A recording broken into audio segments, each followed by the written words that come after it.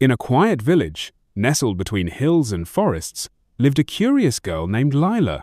She loved listening to stories, tales of stars, giants, and skies filled with magic. But Lila often wandered alone, her eyes always searching the sky, dreaming of flying high above the clouds. One afternoon, near the edge of the forest, she heard a voice whisper, "Why are you always alone?" A forest clearing with dappled light. Lila turns toward a green parrot on a branch.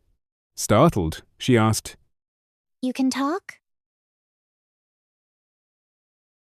"Of course," said the parrot, "but only to those who truly listen."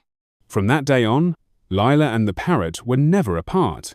She shared her dreams. He shared stories of skies, mountains, and starlit cities. He taught her to listen to the whisper of leaves, the song of the wind, and the quiet beat of her heart. One day, the parrot said, "You don't need wings to fly, just courage and kindness." the parrot flying with Lila, watching, smiling with understanding. Years passed, and Lila grew up.